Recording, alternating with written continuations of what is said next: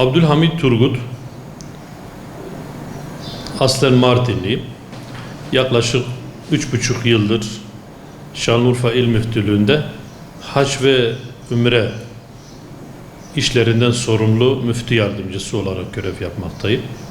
Şimdi hac hazırlıkları malumunuz daha hacılar Arafat'tayken bu sene hac kayıt yenileme ve ön kayıt yani kayıt alımları başladı. Dolayısıyla sene boyunca bu işlemler devam ediyor. Daha sonra kayıtlar yenilendikten sonra, ön kayıt yapıldıktan sonra belli bir süre veriliyor. O sürenin sonunda kuralar çekiliyor malumunuz. Kurada ismi çıkanların kayıtları başlıyor. İşte para yatırmadır, şudur budur. En sonunda da hac hazırlık kurslarımız oluyor. Yani hacı adaylarımıza yönelik, çünkü biz bu kursları, bu eğitimleri önemsiyoruz. Çünkü ömründe bir defa bu ibadeti yerine getirecekler. Dolayısıyla bilinçli, şuurlu, hacın ne olduğunu, hacın hikmetlerinden tutun da hacın nasıl yapılacağı, ümrenin nasıl yapılacağı, bunların tamamını bir hafta boyunca il müftülüğü ve ilçe müftülüklerimiz tarafından ayırmaksızın bütün ismi çıkan, Kur'a'da ismi çıkan Diyanet'le gidenler veya sözleşmeli, anlaşmalı şirketlerle giden bütün hacılarımıza bu seminerleri, hac hazırlık kurslarını veriyoruz.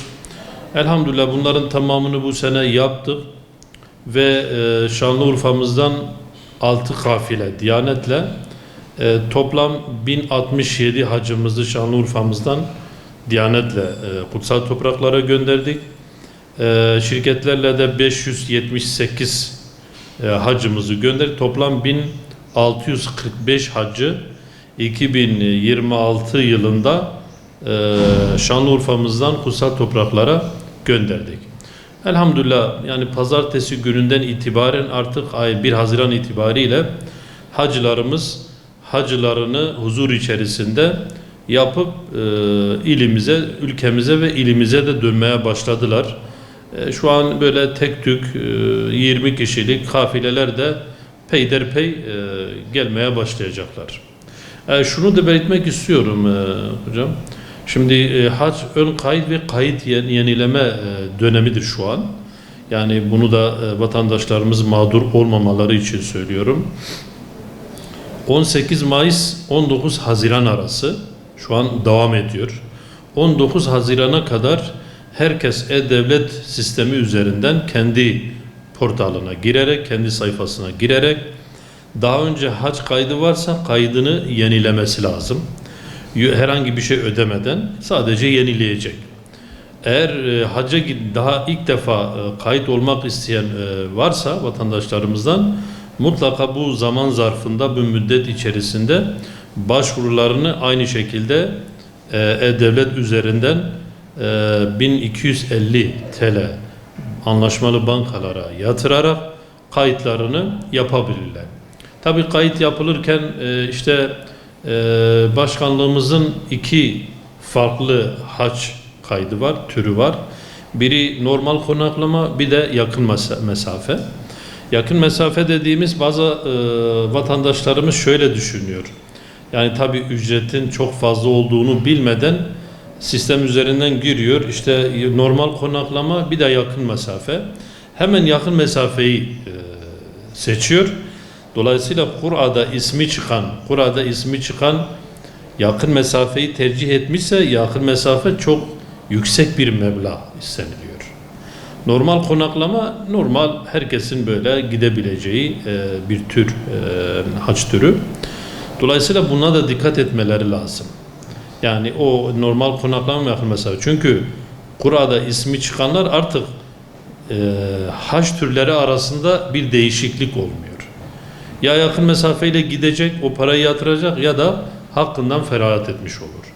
Bunu da sizin aracılığınızla vatandaşlarımıza bir bilgi olarak sunmak istiyorum. Şimdi şöyle, yani dediğim gibi az önce de belirttim. Yani bu hac hazırlık kurslarına katılan vatandaşlarımız, hacı adaylarımız bir şuur elde ediyor. Bir şuurla, bir hassasiyetle oraya gidiyor. Zaten orada yani gözyaşı dökmeyen hiçbir hacı yok. Biz kafile başkanı olarak da gittik, din görevlisi olarak da gittik. Elhamdülillah Rabbim nasip etti. Gitmeyen bütün kardeşlerimize de nasip etsin yakın zamanda. Şimdi orada her yerde bir duygu seli var. Yani Medine'de farklı bir duygu seli var. Mekke'ye giderken Kabe ile buluştuğumuzda farklı bir, yani ben şöyle diyeyim, yani orada Kabe'yi ilk gördüklerinde ağlamayan hiçbir hacı yoktur. Yani ilk Kabe'yi gördüklerinde zaten biz hacılarımızı uğurlarken özellikle havalimanlarında öyle bir heyecan var ki o heyecan oraya gittikten sonra artık bir duygu seline dönüşüyor ve gözyaşı olup akıp bu duygu selini orada tam olarak yaşıyorlar. Yani bunu belirtebilirim. Onun dışında tabii yani anlatılacak çok şey var. Yani bu şeylerle ilgili yani bizim haçtan anladığımız haccın tamamı sembolik durumlardan oluşuyor. İşte şeytan taşlamadan tutun da Safa Merve arasındaki o say dediğimiz gidiş gelişler, Kabe'nin etrafının tavaf edilmesi, ihrama girilmesi, ama her bir sembolün bir manası var. Hacılarımız buradan giderken belki o şeyin farkında değiller ama dönüşte elhamdülillah o sembollerin manası, o hikmetlerini tamamen özümseyip o şekilde memleketlerine dönüyorlar. Şimdi Allah Celle Celaluhu ayet-i kerimede haçtan bahsederken El-haccu eşhurun ma'lumat, hac belli aylarda yapılan, belli zamanlarda belli yerde yapılan bir ibadettir. O ayet-i kerime onun devamında Allah Celle Celaluhu şöyle buyuruyor. Tabi bunu kazanan hacı memleketine döndükten sonra bunu kendi memleketinde de onu gerçekleştirmesi lazım, devam ettirmesi lazım. فَلَا رَفَثَ وَلَا فُسُوقَ وَلَا جِدَالَ فِي الْحَجِّ. Rabbimiz haçta, affedersiniz, cinsi münasebet dediğimiz şehvetle ilgili hiçbir şey yoktur diyor Rabbimiz. Yani olmamalı. İkincisi, bak bu şehvetine yönelik bir uyarı. Şehveti tamamen terk ediyorsun. Terk etmen lazım. İkincisi nefse yöneliktir. وَلَا فُسُوقَ. Fusuk nedir? Kötü söz söylemek, insanlara günah işlemek.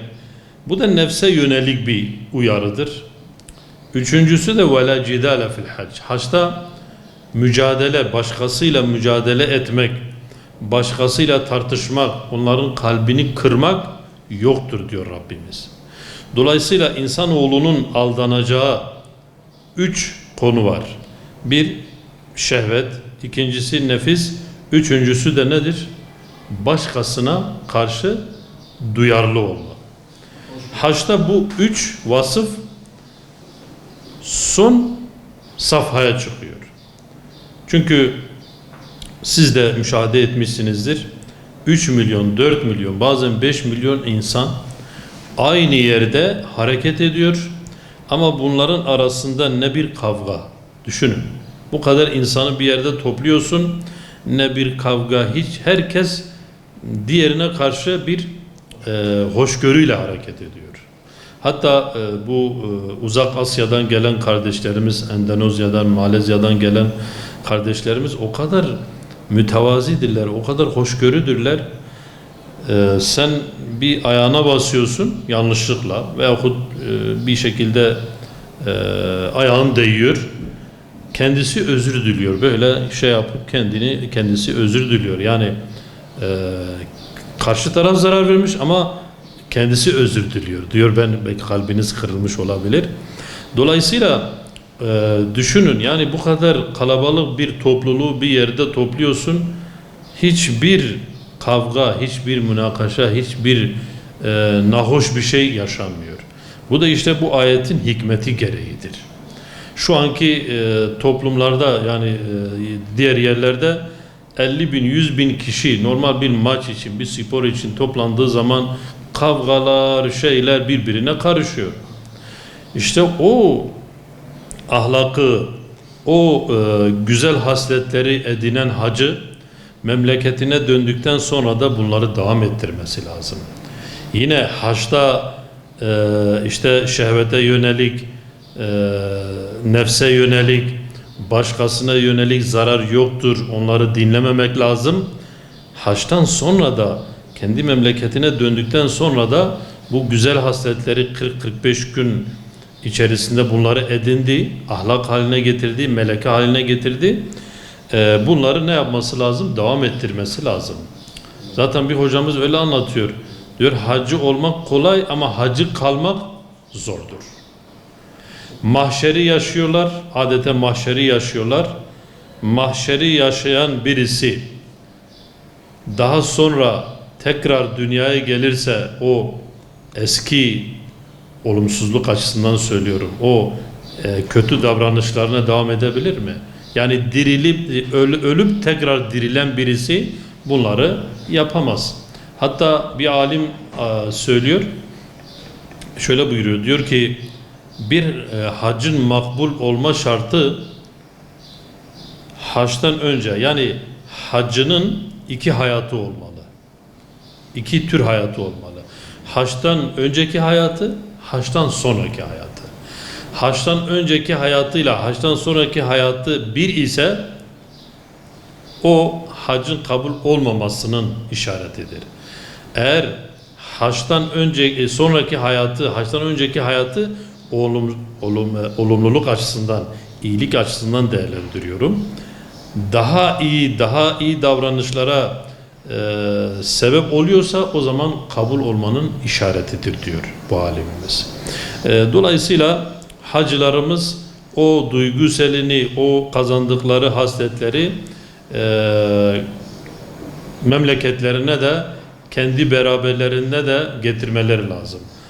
Allah'ın, Kabe'nin sevgisini, Allah'ın sevgisini, Resulullah'ın sevgisini, sahabenin sevgisini Medine'yi ziyaret edip sahabelerin o güzel ahlakını hayatlarına sokmaları, hayatlarına almaları lazım diye düşünüyorum. Çünkü Rabbimiz de Peygamber Efendimiz sallallahu aleyhi ve sellemin diliyle men hacca, Peygamber Efendimiz buyuruyor, felem yerfut ve lem yefsuk raca'a keyevmi veledetu ummuhu. Kim hac yaparsa, bu büyük İslam'ın en büyük şiarlarından birisi, bunu yerine getirirse ve kimseye zarar vermezse, kimseyle münakaşa yapmasa, kimsenin kalbini kırmasa ve memleketine dönerse annesinden doğmuş gibi günahsız dönmüş olur. Bu müjde de hacılarımız için yeterlidir diye düşünüyorum. Rabbim Celle Celaluhu böyle bir haccı bütün kardeşlerimize nasip eylesin. Şimdi topluma hac İslam'ın 5 şartından biridir malumunuz. Hatta İslam'ın şiarlarından biridir. وَمَنْ يُعَظِّمْ شَعَائِرَ اللّٰهِ sohbetimizin başında da belirttik. Hacın tamamı sembollerden oluşuyor. Ama bu sembol dediğimiz, şiar dediğimiz şeylerin de bir hikmeti vardır. Çünkü Rabbimiz Celle Celaluhu ayet-i kerimede öyle buyuruyor. وَمَنْ يُعَظِّمْ شَعَائِرَ اللّٰهِ فَاِنَّهَا مِنْ تَقْوَ الْقُلُوبِ Kim Allah'ın şiarları, sembol dediğimiz o şeylere hürmet ederse, saygı duyarsa, gereği gibi anlarsa bu kalbin takvasındandır. O kalbin takva sahibi bir kalp olduğuna işarettir. Zaten ihrama giren hacımız, hacı adayımız ihrama bir maraton olarak düşünelim. Yani her maratonun bir çizgisi var, sınırı var. Oradan başlar ve bir yerde biter. Doğru mudur? Haçta da mikat sınırları dediğimiz, ihrama girdiğimiz yerler o maratonun başlangıcıdır. Bu neyin maratonudur? Bir koşu mudur? Başka bir şey midir? Hayır, bu takva maratonudur. bir yarış var ama bu yarış neyi kazanmaktır? Takvayı kazanmaktır. Dolayısıyla hacılarımızdan, toplumumuzdan bu takvaya sahip olarak gidip gelmesini tavsiye ediyoruz. Teknik olarak da şunu söyleyebilirim. Şimdi hac, malumunuz eskiden hac kaydını yapan vatandaşlarımız sene içerisinde kurada ismi çıkıp kurada yoktu eskiden. Direkt gidebiliyordu. Ama şu an sayı çok fazla, yani talep çok fazla olduğu için, yani geçen sene ülkemiz genelinde 1.500.000 küsur hac kaydı var. Dolayısıyla Türkiye'den gidecek olan sayı ne kadar? 84.000-85.000. Yani sadece bunları hiç kayıt olmazsa, sadece bunları tüketsek en az 15 yıl beklememiz lazım. Dolayısıyla başkanlığımız her sene hac kaydını açıyor. Herkes, vatandaşlarımız bunu yapabiliyor, ön kaydını yapabiliyor ama 10 yıl, 15 yıl, 17 yıl, 18 yıl sonra çıkabiliyor. Vatandaşlarımızdan ricamız şudur: bunu dikkate alarak kayıtlarını yapsınlar. Örneğin imkanı yerinde hac kendisine farz olmuşsa hiç fırsat vermeden, hiç zaman kaybetmeden hac kaydını yapsın. 50 yaşında hac kaydını yapsın, ancak 70 yaşında sıra gelir. Ama biz ne yapıyoruz toplum olarak? Şu yanlışımız var. Biz 70 yaşına geldikten sonra veyahut 65 yaşına geldikten sonra, emekli olduktan sonra hac kaydımızı yapıyoruz. Bir 15-20 yılda öyle geçiyor. 80-85 yıl, 85 yaşına geliyoruz. Yani artık hac yapma, çünkü hac zorluğu olan bir ibadettir. Dolayısıyla niyetlerimizde de onu belirtiyoruz. Ya Rabbi, benden kabul buyur, bana kolaylaştır diyoruz. Zor bir ibadettir. Yani 80 yaşındaki bir hacı adayımız hac ibadetini zor yapar. Yaparsa da başkasının kul hakkına girer, başkasına yük olur. Dolayısıyla tavsiyemiz kardeşlerimizden bu, eğer onlara hac farz olmuşsa mutlaka zamanında, zaman kaybetmeksizin hac kayıtlarını yapsınlar ki zamanında bu büyük ibadeti, ömrün ibadeti dediğimiz ibadeti sağlık ve huzur içerisinde yapabilsinler.